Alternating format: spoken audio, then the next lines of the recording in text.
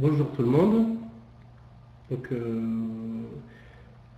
Marseille Beltré, je pense que tout le monde m'entend. On va commencer cette présentation à l'heure. Donc voilà, donc bonjour à tous ceux qui sont présents. Merci de vous être connectés. Donc bienvenue pour cette présentation qui va durer 30 minutes sur lesquelles on va aborder le terme de la variable énergétique dans le processus BIM, comment c'est traité, les différents outils, partager un avis, partager le sujet avec vous. Donc moi-même c'est Marseille Beltré, donc je m'occupe de développer l'activité BIM chez Man & Machine. Donc je viens d'arriver dans la société il y a 2 semaines et donc j'ai le plaisir de présenter ce webico avec vous et accompagné de Ikram Ganish qui va m'appuyer, m'aider surtout sur la partie énergétique Ikram qui est ingénieur BTP spécialisé dans le fluide. Tu peux nous dire quelques mots? Oui, donc bonjour à tous. Donc, je suis Ikram Ganish, donc je suis BIM coordinatrice au sein de Man & Machine donc depuis un peu plus d'1 an et demi aujourd'hui, et je suis spécialisée, du coup, comme Marseille l'a dit, en énergétique de la construction. Donc voilà, bienvenue à vous et nous démarrons donc cette présentation. Donc, dans un premier temps, on va commencer l'agenda pour vous expliquer comment ça va se dérouler. On va vous faire une présentation de la société Man & Machine qui ne va pas durer très longtemps, juste histoire de situer la société dans le process. On proposera une description du contexte actuel, du contexte énergétique actuel, puis on identifiera le BIM, ce que c'est très rapidement, on ne va pas trop s'étaler sur le sujet. Et bien sûr, on abordera le sujet qui est cœur de ce webinaire, de la variable énergétique dans le processus BIM et comment c'est géré, les différents outils énergétiques qu'on emploie aujourd'hui et qui sont des outils qui sont adaptés complètement pour le BIM. On abordera donc le sujet avec 2 exemples concrets sur une présentation avec d'Autodesk Insight avec 2 modes de fonctionnement, soit une analyse qui est faite en local, soit en utilisant des outils cloud, etc., pour finir par conclure sur le sujet. Donc cette présentation qui a été faite par Ikram sera bien sûr commentée par nous deux avec élan et envie en tout cas. Donc voilà, démarrons cette présentation. Donc dans un premier temps, qui sommes-nous? Qui est Man & Machine? Savoir que Man & Machine est spécialisé dans la conception, dans le développement, dans la commercialisation des solutions CAO, des solutions BIM et CFAO. Donc le cible, les marchés spécifiques de Man & Machine, c'est tout ce qui est industrie manufacturière, architecture et construction, l'infrastructure et génie civil. Man & Machine, c'est 55 sites principalement implantés sur l'Europe avec plus de 800 collaborateurs, dont une centaine de développeurs. C'est une entreprise qui a été créée en 1984 et qui est aujourd'hui le premier partenaire européen, le premier partenaire d'Autodesk en Europe et représente un chiffre d'affaires de 160 millions d'euros, ce qui n'est pas négligeable. Et donc voilà ce qui est pour Man & Machine. Et pour notre activité, merci pour notre activité, on va dire que Man & Machine allie en fait les compétences de ces équipes qui sont pluridisciplinaires, d'expérience, à la performance des outils de ses partenaires pour pouvoir répondre aux défis de leurs clients, aux défis de nos partenaires qui sont aussi clients avec qui qu'on accompagne en fait dans cette transition digitale. Donc on s'appuie sur nos compétences, on s'appuie sur la performance des outils qu'on vous propose pour répondre à vos solutions, pour vous apporter une solution. Donc voilà pour l'axe Man & Machine. Et voilà, donc on va pouvoir démarrer cette présentation concrètement en posant le contexte énergétique actuel. Donc je sait qu'il y a eu beaucoup de changements, notamment on abordera lors de la présentation. Et donc quel est le contexte énergétique actuel? Donc on va s'inspirer de ce slide qui vient de l'IAI, qui fait une étude un petit peu des consommations aux États-Unis des bâtiments. On s'aperçoit que 40% de l'énergie consommée provient des bâtiments, qu'un tiers qu'un tiers des émissions mondiales de CO2, que ça représente en fait un tiers des émissions mondiales de gaz à effet de serre, et que 30% de cette énergie est gaspillée, et ça représente un coût de 60 milliards d'euros par an pour les entreprises. Donc on s'aperçoit donc en fait que le bâtiment est un gouffre énergétique, hein. Et donc sur lequel il va falloir optimiser. Donc ce qui est le cœur de cette présentation, comment le BIM va participer à améliorer ça, à réduire cette consommation énergétique, ce gâchis. Donc voilà, donc quels sont les outils et comment l'énergie s'inscrit dans le processus. Donc pour pouvoir réduire cette consommation énergétique, on va dire, il y a un objectif 2030 de savoir réduire cette consommation, atteindre un niveau de carbone de zéro, comme on pourrait dire ça, d'ici 2030. Et donc voilà, donc c'est un objectif qui est atteignable si l'ensemble des acteurs se joignent et participent et évoluent dans ce sens pour pouvoir contribuer à réduire les émissions à effet de serre d'ici 2030. En ce qui concerne le marché français, où est-ce qu'on en est, Ikram? Où est-ce qu'on en est? Est-ce que on s'aperçoit qu'il y a eu beaucoup de modifications et beaucoup de projets.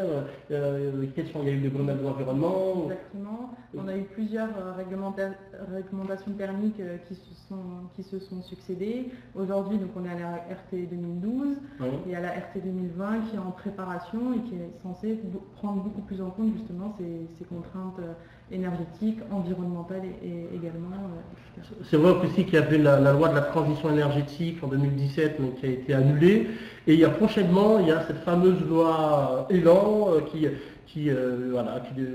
devrait être votée définitivement le 16 octobre prochain. Ce qui est intéressant, c'est que cette loi intègre une rénovation du parc tertiaire avec un objectif de réduire la consommation énergétique à 40% d'ici 2030 par rapport à 2010.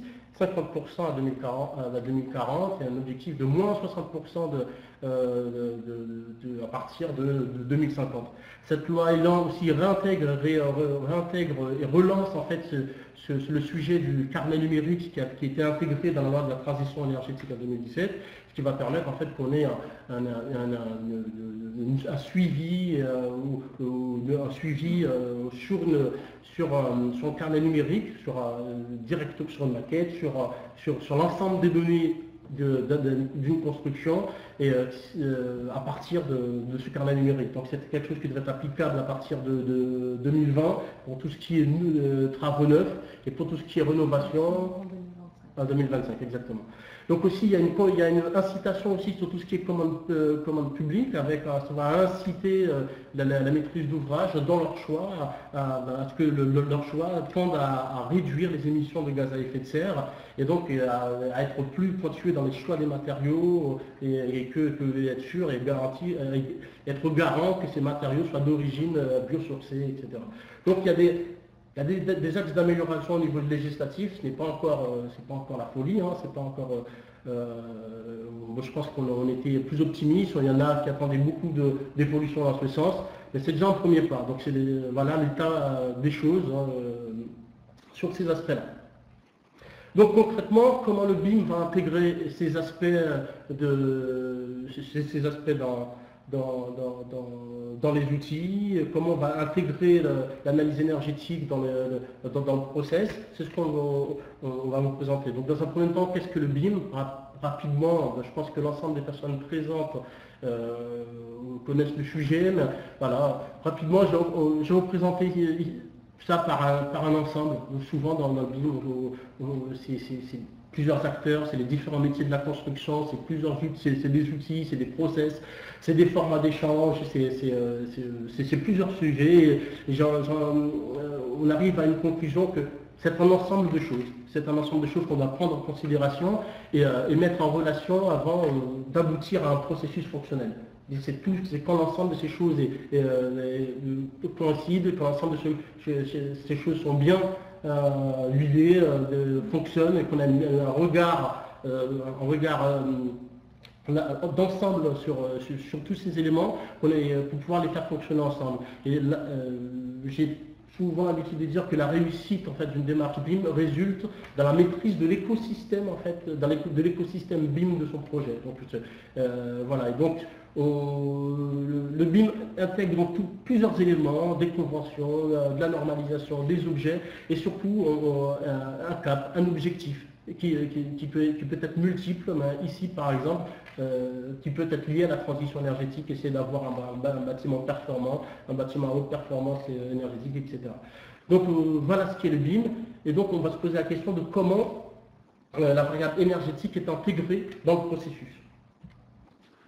On identifie le BIM par différentes dimensions, 2D, 3D, on ne va pas tout décrire ici. La partie environnementale est identifiée dans la 6e dimension, sachant que tout ce qui est planification c'est en 4D, tout ce qui est coût c'est 5D, etc.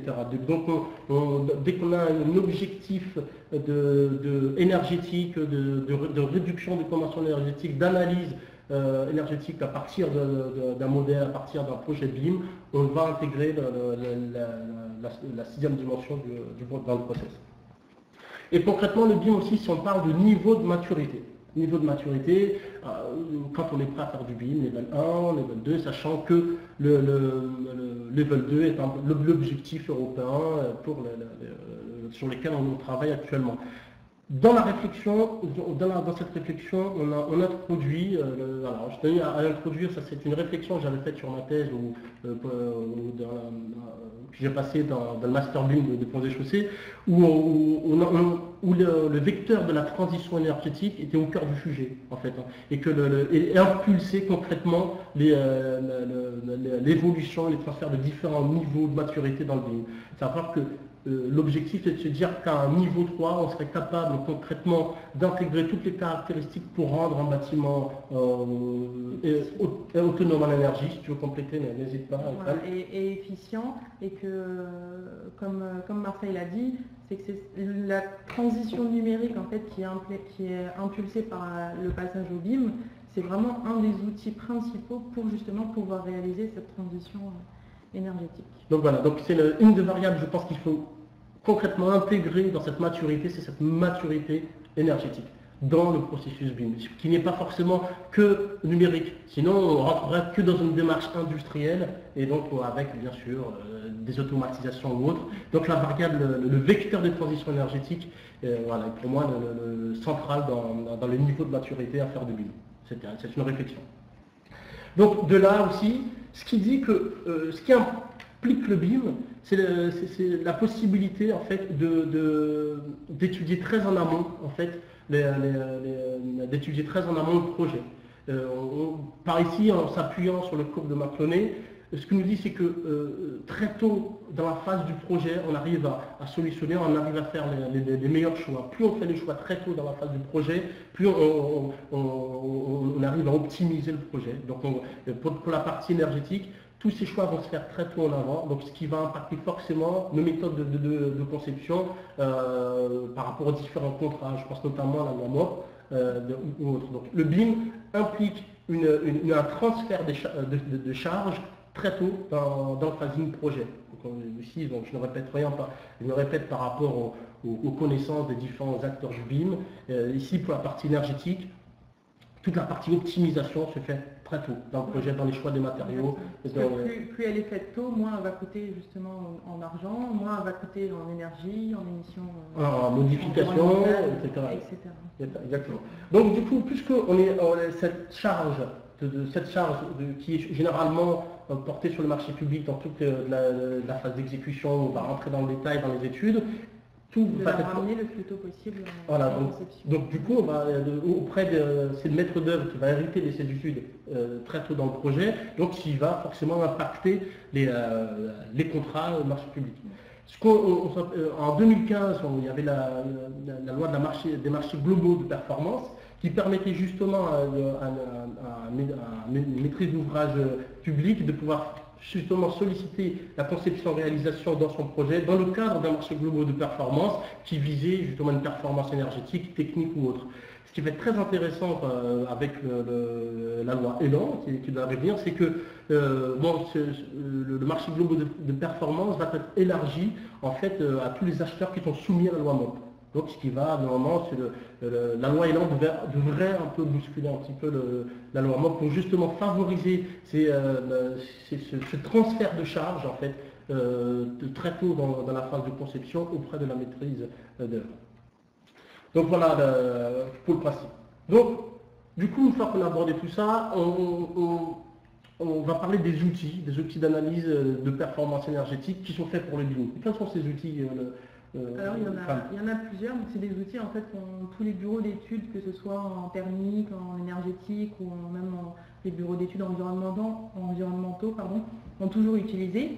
C'est juste que bon, ils avaient ce processus qu'il fallait retranscrire les données pour leurs outils à eux, que ce soit par exemple la réalisation d'STD, de calculs réglementaires, pour l'AFT par exemple, ou d'ACV en environnemental. Ouais. Et l'objectif aujourd'hui avec le BIM justement, c'est que la maquette soit déjà prête à intégrer pour donner les données nécessaires justement pour la réalisation de ces analyses-là. Donc en fait, c'est différents outils qu'on utilise qui vont se connecter au modèle, à la maquette numérique sans avoir à ressaisir l'information et donc réaliser l'analyse directement à partir des données saisies dans la maquette.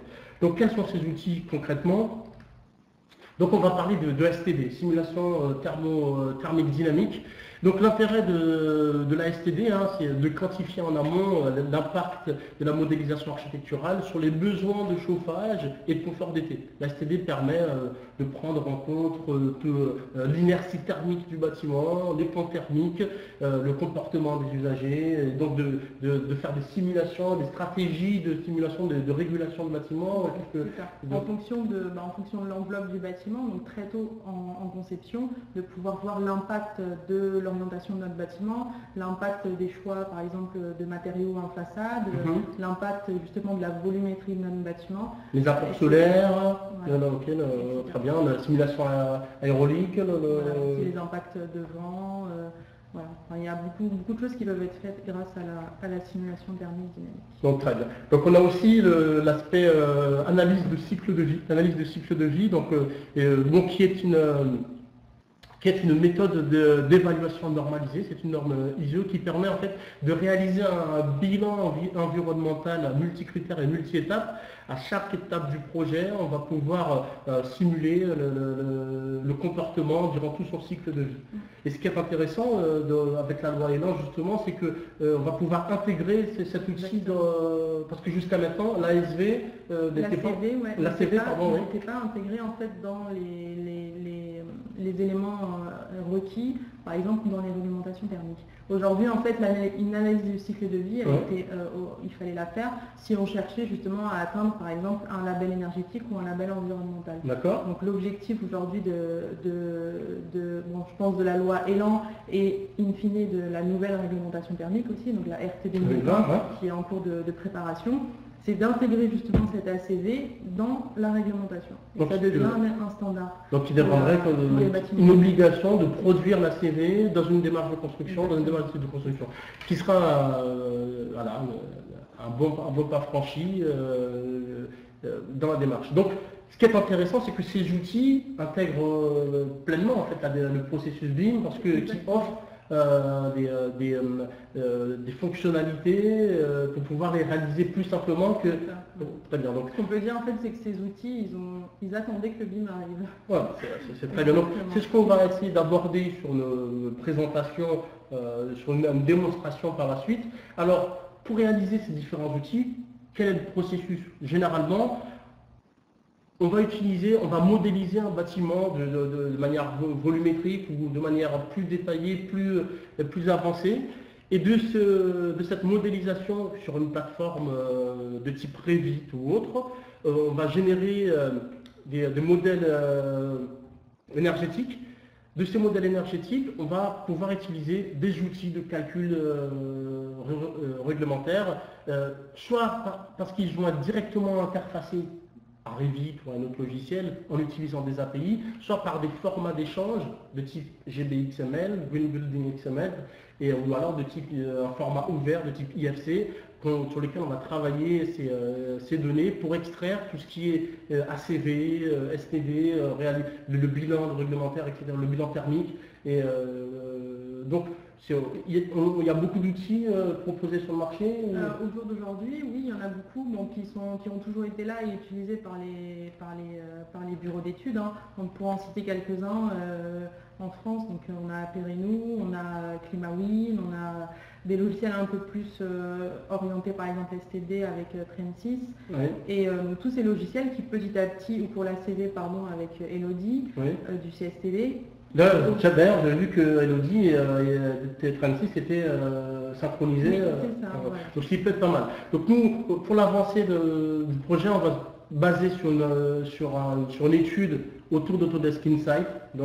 C'est une solution d'Autodesk qui permet justement de faire toutes ces simulations, donc outil qu'ICRAM a utilisé pour faire... En mode conception. Voilà, en mode conception. Donc après, pour aller plus dans le détail et prendre les conditions réglementaires d'un pays, on va plutôt utiliser un outil spécifique. Voilà, c'est ça, exactement. D'accord. Donc concrètement, de la maquette numérique aux objets, de la maquette numérique objet au modèle énergétique avec Autodesk Insight. Donc c'est ce qu'on va vous montrer par une petite démonstration. Donc comment ça se passe? Principalement, donc, avant de procéder à l'optimisation énergétique, on va créer un modèle énergétique à partir de volumes qui représentent le modèle architectural, les structures environnementales. Et donc à partir de là, ce qui est intéressant, c'est que tous ces volumes, à chaque phase du projet, lorsque le projet est très avancé, on va pouvoir générer ce modèle énergétique. Pour l'améliorer, le détailler, ajouter de plus en plus en fait, les paramètres énergétiques en fonction de l'avancement du projet et du détail qu'on a pour les matériaux, etc. Donc l'idée ici, c'est à partir en utilisant par exemple ce qu'on va faire Revit. On commence le projet sur des volumes, on crée un modèle énergétique, on en sort des analyses, et au fur et à mesure qu'on avance, on génère ces modèles pour comparer des scénarios énergétiques. Voilà. D'accord, parfait. Donc du coup, c'est le principe en fait avec Autodesk Insight, ce qu'on va vous démontrer ici, c'est dans un premier temps bien sûr d'identifier, de localiser en fait le projet dans Revit, et qu'on va identifier les caractéristiques météorologiques, on va vérifier les paramètres énergétiques du projet, et on va créer une analyse du modèle énergétique, et donc à partir de là, on va générer les différents résultats. Et donc pareillement, on va pouvoir aussi faire tout ce qui est étude d'ensoleillement. En fait, l'idée c'est de visualiser la distribution et l'intensité du rayonnement solaire sur les surfaces du modèle, et donc ce qui va prendre en compte l'ombrage, et ce qui va être aussi très intéressant avec l'analyse d'ensoleillement, bien que ce ne soit pas un outil de dimensionnement de panneaux photovoltaïques, c'est que l'analyse d'ensoleillement peut aider à identifier l'emplacement pour mieux définir les emplacements des panneaux photovoltaïques. Et prévoir en fait si on a une zone qui est plus propice ou pas à justement faire une installation de panneaux photovoltaïques, la surface qui serait intéressante, etc. D'accord, parfait. Donc c'est partons sur l'analyse énergétique, donc avec Autodesk Insight. Voilà. Donc là, la première présentation, alors là, on va utiliser les outils cloud, donc en passant par une modélisation conceptuelle. Donc pour l'instant, je démarre en fait de créer un volume conceptuel assez simple, pour pas aller trop dans le détail, mais cette manip-là, elle est faisable sur un volume bien sûr bien plus complexe, et même avec un environnement extérieur qui serait rajouté, des masques solaires, etc. Donc ici, on va identifier les différents niveaux qui sont présents dans le projet pour créer les sols. C'est ça. Donc ça va nous aider après pour créer les différentes zones, les différents espaces de notre projet. On saisit les paramètres. On va saisir les paramètres énergétiques, par exemple le taux de surface vitrée sur nos parois extérieures, le type de bâtiment, si c'est un bureau, un hôpital, un hangar, les types de construction par défaut pour nos murs extérieurs, nos sols, nos plafonds. Oui. Ensuite, on va pouvoir aller indiquer l'emplacement de notre projet. Donc ici, on va choisir de le mettre à Paris. Et ce qu'on va voir, c'est que Autodesk va directement aller récupérer va aller récupérer les données météo en fait, de la station la plus proche. On va pouvoir récupérer les fichiers météo d'ensoleillement, les températures extérieures moyennes pour nos calculs. D'accord, parfait. Ensuite, donc là avec les outils Insight, on va générer notre modèle générique. Donc là on le voit bien, il a fait le modèle énergétique. Le modèle énergétique, pardon. Il a bien fait nos 50% de surface vitrée et nos différentes zones qu'il a découpées à peu près. Donc là, directement sur Insight, on va générer donc cette simulation qui va produire des résultats directement à partir du modèle. Voilà, c'est ça. Et donc là, ce qu'on va voir, c'est qu'on va pouvoir en fait importer sur Insight différentes volumétries de notre projet pour pouvoir faire des choix, par exemple, de conception sur la volumétrie. On va pouvoir importer différents choix aussi techniques et créer en fait des scénarios. Donc pour le même bâtiment, affecter des scénarios différents. Donc là, on voit par exemple notre premier scénario. Donc on a pris le scénario standard. Dans Revit, et qu'on voit qu'on est à la limite en fait de la législation américaine, donc sur la HRE par exemple, et que l'objectif, donc là on le voit bien par exemple ici pour le système CVC, c'est qu'on va pouvoir choisir en fait des systèmes énergétiques différents, on va pouvoir choisir des types d'isolation différents et créer en fait des scénarios pour pouvoir les comparer, et nous aider justement dans le choix de conception de notre bâtiment. Donc là par exemple j'enregistre ce scénario comme scénario de départ. Donc, excuse-moi, on va pouvoir comparer en fonction de la puissance ou en fonction du coût par mètre carré. C'est ça, exactement. Voilà. Et donc là, par exemple, c'est que je vais lui demander d'appliquer les conditions pour respecter en fait les attentes de l'AIA 2030, dont on a parlé tout à l'heure. Et donc là, on va voir que ça va améliorer considérablement en fait notre consommation énergétique prévue sur notre petit bâtiment. Et on va voir que du coup on se retrouve bien en dessous de l'attente de l'HRE et que ça a modifié en fait nos outils de conception, donc que ce soit sur l'isolation, sur le choix de système CVC, sur l'isolation des toits, des murs, des sols, sur l'efficacité énergétique de notre système par exemple de lumière, etc. Donc on a plusieurs listes de choix en fait, d'outils en fait qu'on peut changer pour essayer d'arriver à une conception la plus optimale. Donc là on a la comparaison des deux scénarios. Les différents scénarios pour voir la différence et faire notre choix. Et faire le bon choix. Là ce qu'on va voir aussi, c'est sur les outils cloud, on peut générer en fait des petites études donc, qui va récupérer les informations de la station météo. Donc là on est à Paris et on voit que du coup on avait un ensoleillement moyen sur la surface de notre toiture. Donc là on va regarder les parois les plus froides en hiver, et donc qui seront les parois sur lesquelles il faudra axer par exemple l'isolation. Et donc la même chose ici en été. Donc c'est la paroi nord qui est un peu moins. On voit que la paroi ouest, c'est celle qui est la plus chaude. Et que du coup, c'est pareil, c'est sur ces parois-là qu'il va falloir faire attention pour l'isolation et le confort d'été. Donc du coup, on a cette simulation qui est générée sur le cloud, c'est ça? C'est ça, exactement. Donc comment ça fonctionne exactement?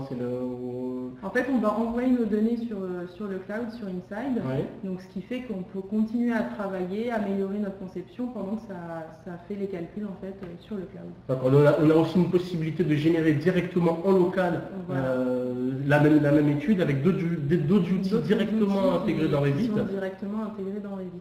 Donc là, par exemple, c'est une modélisation qui est un peu plus poussée. Donc on voit qu'on va venir définir par exemple les différentes couches de matériaux, récupérer des ressources matériaux en thermique pour avoir un calcul précis en fait de l'isolation de nos murs, de nos différentes parois. Et ce qui est intéressant ici, c'est que tu vas utiliser des espaces énergétiques différents de ce qui est pièce dans Revit. Exactement, voilà. Donc nos différents espaces énergétiques, on va pouvoir les quantifier, on va pouvoir aussi dire de quel type ils sont, si c'est un bureau, si c'est un lieu de passage, si c'est une pièce fermée qui est non chauffée, et affecter en fait des paramètres par défaut pour notre calcul énergétique. D'accord. Donc c'est dans l'espace qu'on stocke les caractéristiques d'ingénierie dans le bâtiment. Voilà, c'est ça. Donc toute la partie énergétique du bâtiment, elle est vraiment modélisée à partir de ces espaces et qui vont eux permettre de générer justement le modèle énergétique de notre bâtiment.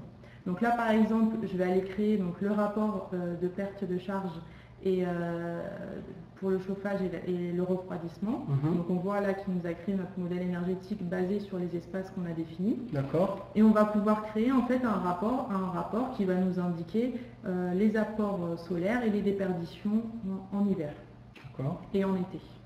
Voilà. Donc ça permet d'avoir en fait un petit détail assez rapide et succinct. C'est pas un calcul certifié. Ouais. Pour l'instant, l'outil intégré du rapport, c'est pas un calcul. Donc là ici on va avoir des nomenclatures, des listes en fonction de tous les caractéristiques qui sont saisies dans le modèle. Et ce qui est intéressant à partir de la vue qu'on avait précédemment, c'est qu'on va pouvoir réaliser un export GBXML pour aller alimenter d'autres outils d'analyse. Voilà, exactement. Et là, on va utiliser des outils Insight. Donc, on a l'outil qui est tiré du moteur de calcul Energy+, qui va nous permettre de faire le même calcul que tout à l'heure, le rapport intégré dans Revit. Et là, par contre, il sera basé sur le moteur de calcul Energy+, donc qui est un peu plus réglementaire. Donc aujourd'hui, par contre, il est encore, on peut pas le définir et faire d'export, mais ça, c'est en attente pour l'instant. Après, on peut réaliser une étude d'éclairage naturel donc directement dans Revit. Donc là, c'est la même chose. On a juste les calculs en fait qui vont être envoyés quand même sur le cloud pour être réalisés, et ensuite on va pouvoir les recharger pour créer nos différentes vues, où est-ce qu'on verra en fait l'impact lumineux à l'intérieur de notre bâtiment. Et on aura aussi le calcul des luxes en chaque point, etc. Donc on peut faire le calcul d'ensoleillement. On peut le faire sur une journée, on peut le faire sur une année. Donc là, c'est ce que je fais, je choisis en fait les dates. On peut choisir de récupérer, comme pour l'étude thermique, on va récupérer les données, de la station météo pour l'ensoleillement sur notre bâtiment, qui va permettre de générer du coup l'étude d'éclairage naturel. D'accord, donc on va pouvoir aussi comparer ces résultats. Par exemple, si on a un projet type et qu'on décide d'aller produire ce bâtiment dans une autre ville, on va pouvoir faire des comparatifs. C'est ça, oui. D'accord, donc ici, là, on va lancer l'affichage des résultats pour les récupérer là, du cloud. Et générer en fait nos cartes, nos mappages d'éclairage naturel dans notre bâtiment. Donc par défaut, en fait, ils nous les intègrent sur la vue 3D. D'accord. Donc on peut les avoir sur la vue 3D. On peut les avoir aussi, ils nous créent par défaut en fait des vues en plan, et ils nous créent également une nomenclature avec tous les calculs justement de surface qui sont en dessous ou trop au-dessus en fait d'une certaine réglementation qu'on lui a indiquée. Et là, on est directement dans Revit.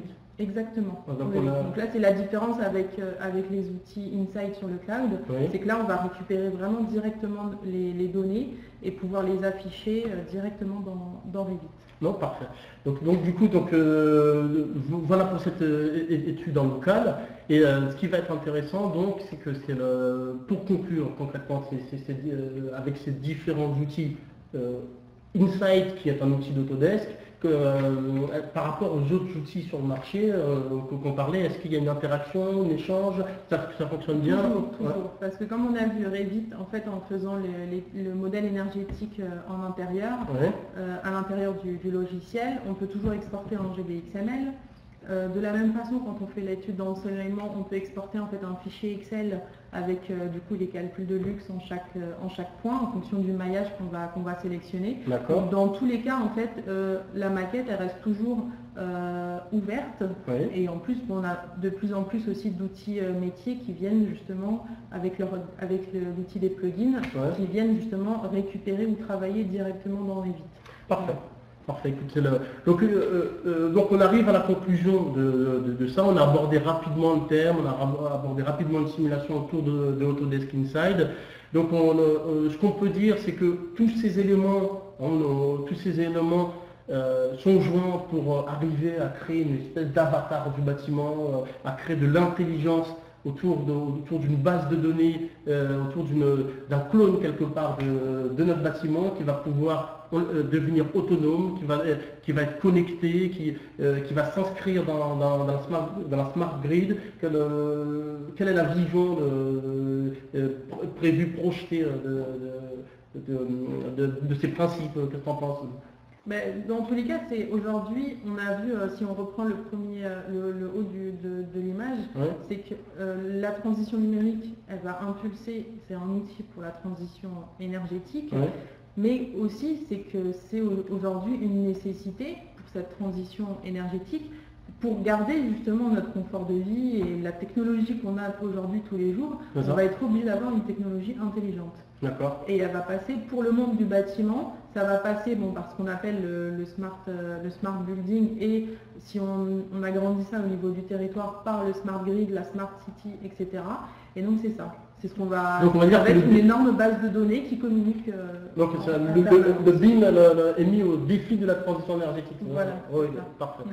Donc très bien. Donc pour finir, c'est Man & Machine propose le programme BIM Ready, qui permet d'accompagner, de suivre, d'équiper, de former l'ensemble de ses partenaires. Voilà, et aussi surtout de certifier sur la démarche BIM par nos formations, par nos formateurs experts et expérimentés sur le sujet. Donc il ne faut pas hésiter à nous contacter, à venir vers nous. C'est un programme BIM Ready, c'est un programme européen qui, je crois que c'est un des meilleurs programmes européens d'accompagnement sur les connaissances, sur la formation et sur l'équipement. Donc n'hésitez pas à revenir vers nous pour de plus amples informations. Et je vous remercie d'avoir suivi cette présentation. Et je vous dis à très bientôt. Merci à vous. Merci à vous.